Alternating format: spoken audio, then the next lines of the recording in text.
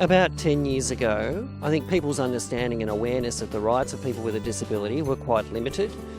10 years ago, people with disability in Australia really only had access to a broken system. Many people with disability were locked away in institutions. You never really saw many people with disabilities in the community. Disability, generally not a high priority for budgets, and people left in crisis situations. In the last 10 years, what's changed for people with disabilities is the Convention on the Rights of Persons with Disabilities was adopted and has now been ratified by 168 countries around the world. We've had the campaign for the NDIS, and that's really brought disability far more to the centre of the conversation. We're rolling out a scheme that's based on the principle that people should get what they need when they need it. Deaf people really struggled to be able to have a place to communicate with each other. And now we have a situation where Auslan and the deaf language is celebrated. In 10 years' time, I want to see all people with a disability employed, participating in society, in sport. I want to see a world where it is not news if a person with disability is going to university or into a school just like anyone else. I would love to see disabilities included completely into the community and not just seen as that person has a disability and we're including them. So we have to change those community attitudes, and I think that's the responsibility of everyone in the community to do that. All people with disability could be part of the community, live independently and have a life just like anybody else. For more information, visit ndis.gov.au or phone 1800 800 110. Good morning, everyone. Welcome to the 2017 Strengthening Disability Advocacy Conference. My name is Melissa Hale and I'm the Disability Advocacy Resource Unit Coordinator. It's my pleasure to be your MC for today. I would like to first start to congratulate you all from escaping the grip of this awful flu and viruses going around and making it here today. So there's been some last-minute changes to our program due to illnesses, so bear with us and we'll still have a fantastic day ahead. I would like to welcome Elder Colin Hunter to open proceedings with a welcome to country.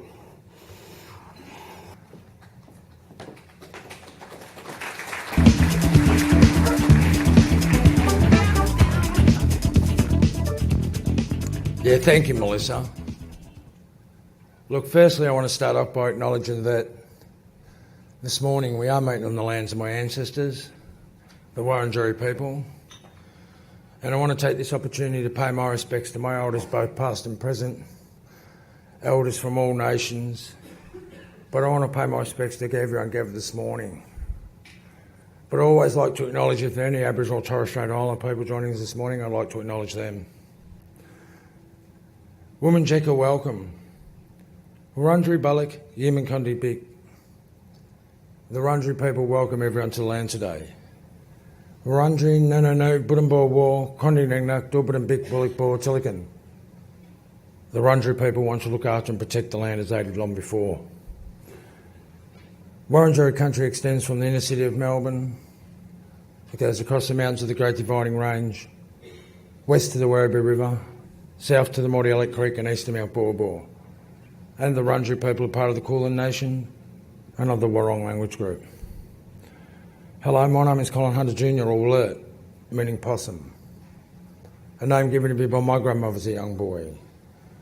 I'm a proud and passionate 7th-generation Wurundjeri man and a direct descendant of Bibijan, who was Ngunnawal, or head of the tribe at time at first settlement.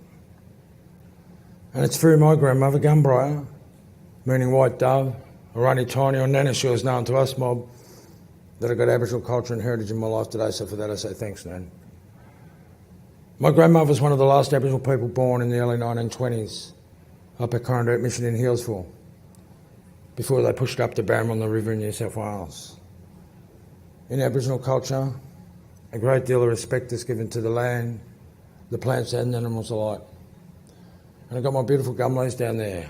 I'm going to place them on that front table where I was sitting.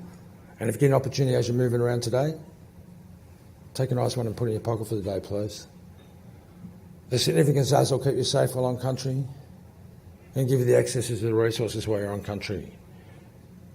While you're on Wurundjeri country, You're welcome to the traditional lands and the waterways of the Wurundjeri people. So Woman Jekyll, welcome. Enjoy the morning. Thank you.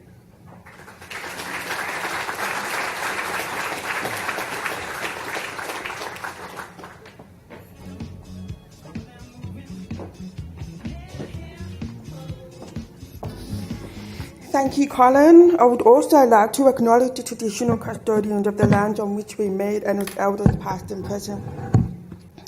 So, today we are getting into gear to tackle the long and winding NDIS journey. So far it's been a rough ride with plenty of potholes and roadblocks to navigate.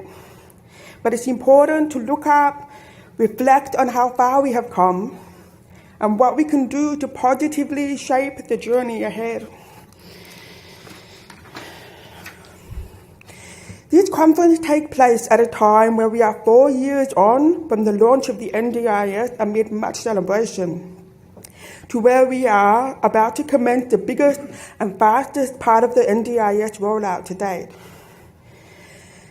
The NDIS Report Card 2017, released by Every Australian Counts, reports that 71% of people with a disability in the NDIS are satisfied with the support they receive. And 64% say that their lives are the same or better because of the NDIS. However, it was reported that only around half the people in the NDIS felt like they had actual choice and control in the process, and felt that the system is too bureaucratic. So what about advocacy? What does that look like in the changing landscape of the NDIS? Today we have an amazing lineup of experts and leaders in our field ready to share their knowledge, hear your thoughts and perspectives, and offer guidance on our collective goals navigating the NDIS and to help you get one step ahead. Just some general housekeeping before we start. If you need the toilets, you can use the door that way, go to my left, then left down the hallway, and there are accessible toilets. There's also toilets straight out the door. Keep walking straight and to your right. Yeah. So we have attendant carers available all day if you need them. They are Priya and David, if you could just put your hands up there. So if you need support today, see them. Thank you. So we also have a roving reporter, Jeff Waters. Where are you? There you are. So he might randomly come up to you and ask you stuff and film you and everything, so don't be afraid. He's really cool, he's really fun. But if you don't want to be filmed or you don't want to be a part of it, just say no, it's all good.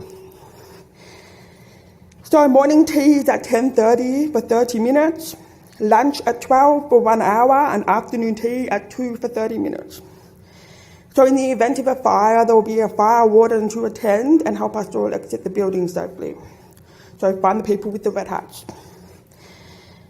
For those of you that use Twitter and Facebook, we have a hashtag and live tweeting available today.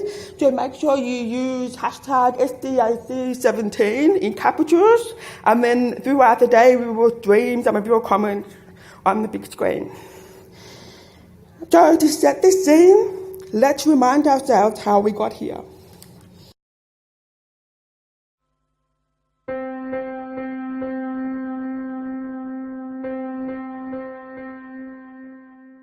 Not that long ago, the National Disability Insurance Scheme was little more than an idea.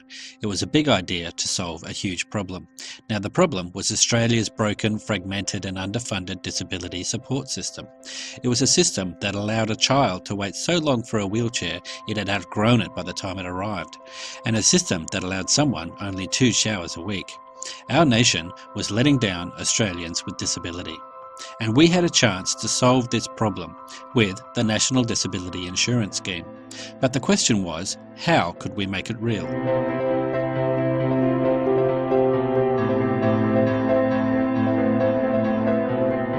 Ultimately, any reform involves people in the community voicing their views and making it clear to their politicians what they want. And I'm not a politician, and it's very much up to the political process. But all we can do as a Commission is independently look at the issues.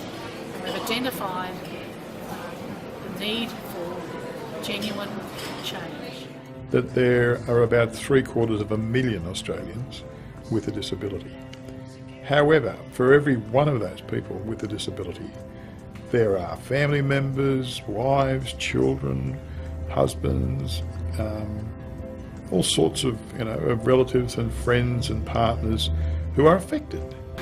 2-3 years ago, when I got engaged in the area of disability, I was struck by the fact that carers and people with disability are time poor, but they're also fragmented. Each group was worried about their issues. I believe you have little individual bargaining power, but you've got a lot of problems. But the way you get around having little individual bargaining power is by a whole lot of people coming together in one voice. That's how you empower yourself. So people with disability, their family, their carers, and all those who support them got together, and a campaign was born. We knew it wouldn't be easy and it would take time. We knew we had to show the rest of Australia what the problem was and how the NDIS could fix it. We gave evidence at the Productivity Commission inquiry, but we knew this wouldn't be enough. We had to take action. So we knocked on the doors of our politicians from all parties hundreds of times. We rallied around Australia in our thousands, out on the street or around a cup of tea, and we told our stories over and over again. We made them listen to our call for the NDIS, and we refused to give up. The NDIS gets up, and I'm a little bit sceptical because I was alive during the year of disability in 1981, and we got so close to having our rights verified then. And we are saying collectively, I count us all in. We've got many months of hard work to do, but it's too good a cause to let go by. Thank you. The time for meaningless rhetoric and talk is over. The time to make this real is now. Thank you. There will be no more in principle and no more when circumstances permit. There will be launches, not trials, permanent care, not temporary help. Disability care starts in 7 weeks' time, and there will be no turning back. I commend this bill to the House.